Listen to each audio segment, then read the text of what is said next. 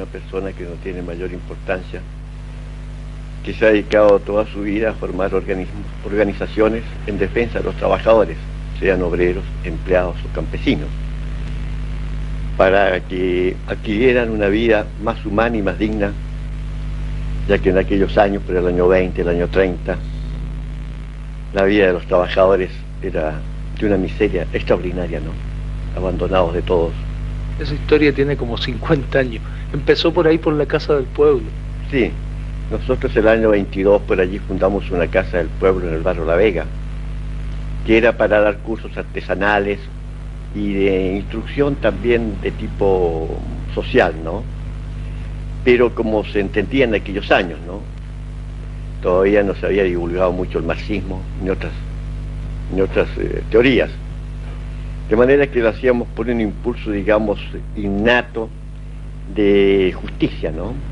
Y ahí se realizaban también todos los días domingos grandes discusiones y foros, o tribunas libres, como las llamábamos nosotros, sobre diversos problemas, especialmente con los compañeros anarquistas, que en aquella época eran los que tenían mayor influencia en la masa trabajadora, porque eran hombres muy severos en su vida, ¿no? Eran abstemios, vegetarianos, no fumaban. No, porque esa convicción la adquirí antes, ¿no? Ya con la Unión de Centro de la Juventud Católica yo ya pensaba en obreros y empleados. Y esa misión me la inculcó a mí el padre Fernando Vive Solar, y de esa época no la he abandonado. Dedicarme a los pobres, a los desamparados, a los humildes, a los que no tienen voz, hablar por ellos. Y esa misión creo que en parte la he cumplido, ¿no? Por lo menos he procurado cumplirla con toda buena fe y con toda sinceridad, sin pedir ninguna retribución en mi vida, porque nací pobre, he vivido pobre y moriré pobre.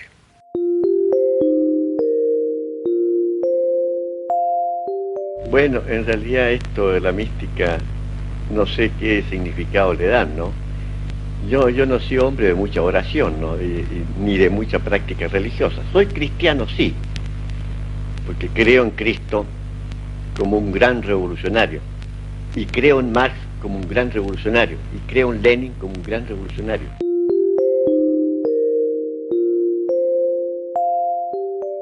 Yo nunca he pertenecido a ningún partido político. Se ha dicho, don Flotario, que usted es comunista de escondrijo anímico. Bueno, me han dicho comunista, pero también me dicen que soy anarquista. ¿Ah? Me dicen que soy trotskista. Y me dicen que soy merista. ¿Y quién es usted? ¿Ah? Y la izquierda me dicen que soy del Opus Dei. ¿Y quién es usted? Eso quiero saber yo, que usted me lo dijo. Yo pertenezco al Partido de los Trabajadores. Yo me debo a todos los trabajadores sin distinción de credos políticos, religiosos o ideológicos. Siempre ha sido mi línea, y por eso que la clase trabajadora me siguió y se jugó la vida a mi lado, porque la clase trabajadora no es tonta, conoce perfectamente quién la engaña y quién no la engaña. Por eso que tenemos el catequismo actual, ¿no? Se dio cuenta la clase trabajadora que todos los dirigentes la engañaron. Y el 11 de septiembre no salió.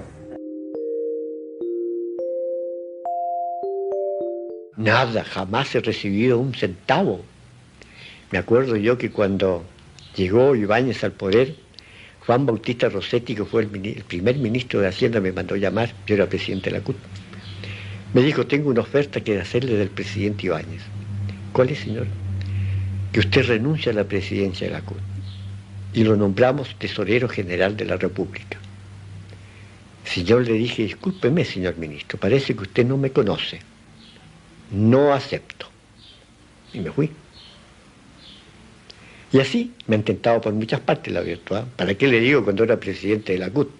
Los señores ricos y las grandes industrias y esto y los demás allá. Una traición mía me habría valido 5 o 6 millones. Pero no se me pasó jamás por la mente hacer una barbaridad y una traición igual, ¿no? Porque es lo más indigno que puede tener un hombre. Cristo lo perdonó todo en la vida, menos la traición de Judas y la hipocresía de los fariseos.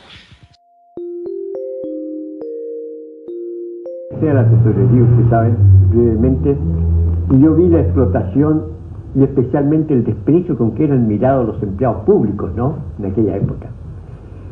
Bueno, y yo veía que los trabajadores tenían sus organismos mutualistas en aquella época y otros organismos sindicales para defenderse. Pero nosotros teníamos la prohibición del estatuto administrativo y de la ley. No había cómo organizarse.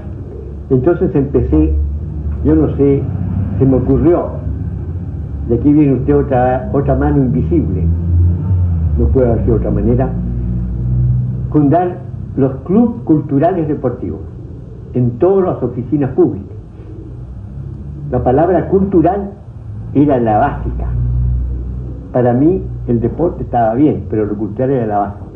Porque lo cultural me permitía a mí dar charlas. Era la idea. Entonces después el camino era muy sencillo. Los clubes culturales deportivos dejaron de llamarse Club Cultural Deportivo y les puse asociaciones. Por ejemplo, el Club Cultural Deportivo de Tesorería se llamó Asociación de Empleados de Trabajadores de Tesorería. Y así en todos los servicios. Tuvimos un inconveniente porque la palabra trabajador no le gustó a los empleados, ¿no? Y hubo que cambiarle por la Agrupación Nacional de Empleados Fiscales, que la fundé el año 1943, el 5 de mayo.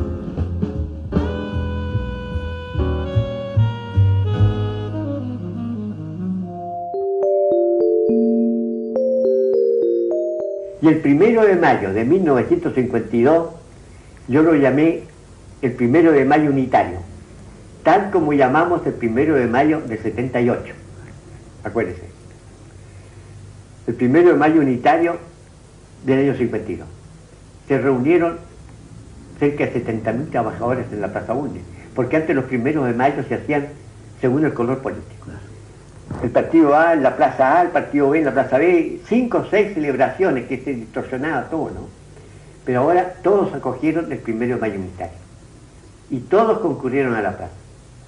Yo era el presidente de este movimiento unitario, ¿no?, que me reconocían. Yo tenía el Comité de Unidad Sindical y Gremial y presidí esa concentración. Me tocó hablar primero de todo a esa inmensa muchedumbre y le dije: compañeros, le cuento esto porque es importante, estamos en una gran asamblea. En lugar de estar metidos en una sala, estamos metidos aquí, sin horizonte. Yo voy a hacer una sola pregunta, no voy a hablar. ¿Quieren ustedes o no quieren la unidad? Fue una tempestad aquello. Toda la gente gritando unidad, unidad, unidad.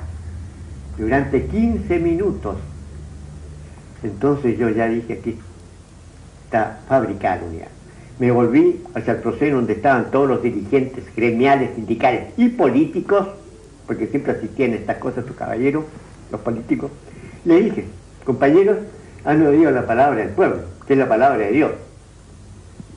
De manera que inmediatamente le dije, porque ya conocía yo esto, ¿no?, inmediatamente aquí en esta asamblea, que se nombre una comisión que cite a un congreso constituyente unitario. ¿Cómo fue? Se nombró la comisión que yo presidí, de 35 compañeros, tanta era la división que había, 35 compañeros, y empezamos el trabajo. El 12 de febrero de 1953, más de 2.000 delegados sindicales del país se reúnen en el Teatro Coliseo de Santiago. Después de 3 días de asamblea, el multitudinario encuentro culmina con la fundación de la Central Única de Trabajadores, CUT, y Clotario Blest es proclamado su presidente.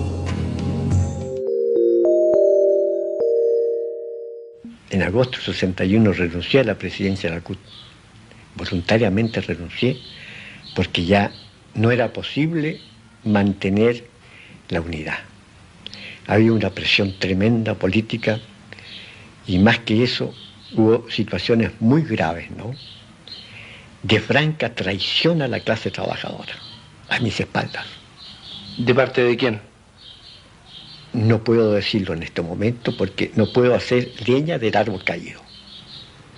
¿Fue ese el momento más amargo de su larga trayectoria sindical? Mire, el momento más amargo realmente fue ese, pero fue cuando se realizaba la convención que debía a mí oírme el Congreso. oírme las razones de mi renuncia el año 62. Ya me habían advertido aquellos que traicionaron a la clase trabajadora de que yo no diría las razones de mi renuncia. Yo les dije que las voy a decir porque la clase trabajadora tiene el derecho a conocer las razones que yo tuve. Es que no lo voy a hacer, es que lo voy a hacer.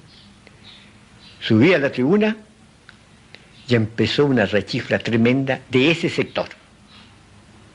De ese sector nada más, los demás callados. Algunos trataban de defenderme, entre ellos la democracia cristiana y los radicales, pero no hubo manera de hablar. ¿Los traidores eran socialistas o comunistas? No puedo decirlo. Del árbol caído no puedo hacer leña. Los respeto en este momento, porque fueron compañeros de lucha míos, que cometieron un error muy grave, sí, lo cometieron, por razones sectarias, no por voluntad de ellos, personalmente, por razones sectarias, porque así lo ordenaban de arriba. De manera que yo salvo la responsabilidad de esa gente. Bueno, ese es el momento más amargo, fue ese cuando no me dejaron hablar.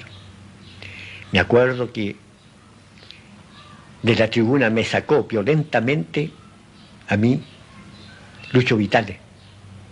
Quizás usted lo oiga nombrar, Lucho Vitale, que era amigo mío. Le dije, hombre, pero ¿por qué me ha sacado usted de la tribuna? Yo afronto, pero no está viendo que lo van a matar, don Clotario, me dijo. Mire para allá.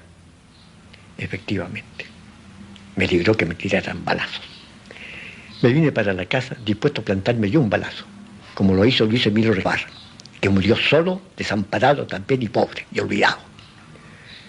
Pero yo soy cristiano. Miré a Cristo en la cruz y dije, Él ha sufrido muchísimo más que yo. Y Él me manda no eliminar mi vida. ¿De qué me tiene?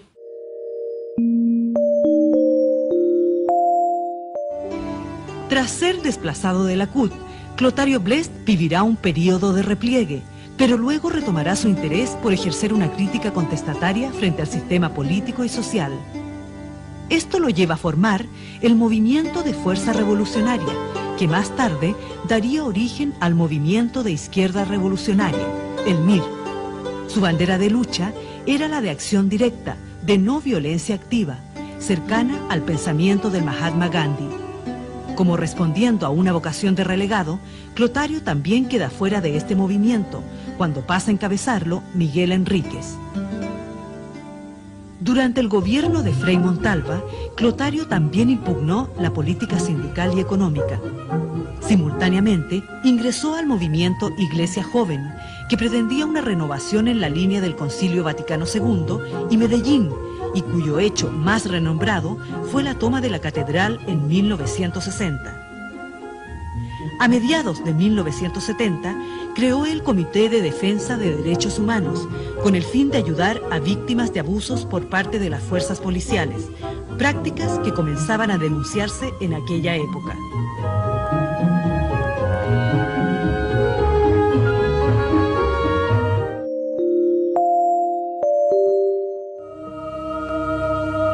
Su permanente trabajo en defensa de los oprimidos lo llevó a ser nominado al Premio Nobel de la Paz en 1978. Ese año, el premio fue para otro líder sindical, con quien Clotario había colaborado en varias oportunidades, el polaco Lech Walesa. Este signo de apoyo internacional le otorga el respaldo necesario para seguir desarrollando su labor de defensa de los derechos humanos en los años venideros. Cuando se descubrieron los hornos de Lonquén en diciembre de 1978 y realizamos una romería a los hornos mismos el 25 de febrero de 1979, en donde para llegar al lugar de los hornos teníamos que caminar más de 4 o 5 kilómetros, y lo hicimos un día en que la temperatura llegó a 35 grados y don Clotario caminó los 5 kilómetros, y recuerdo que hasta una cruz que nosotros llevábamos de madera para ponerla en el lugar de los hornos, él la cargó un buen trecho, y él quiso hacer también un homenaje a estos 15 campesinos que habían sido sepultados en esos hornos.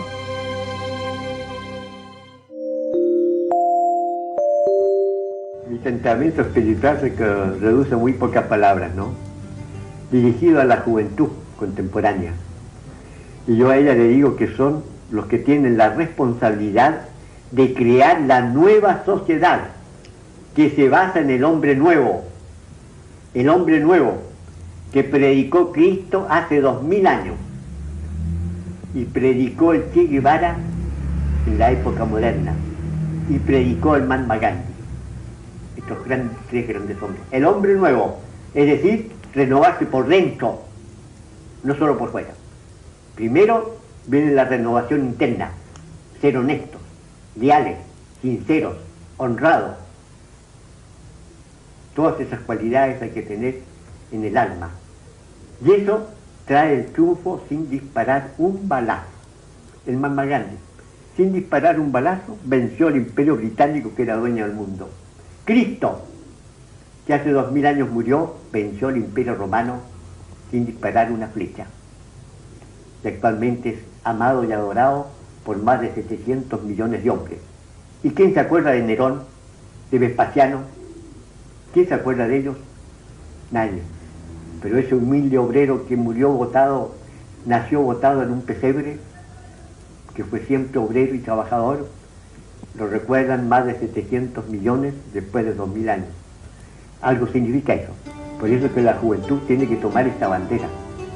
El hombre nuevo, redimido por estas tres grandes personalidades.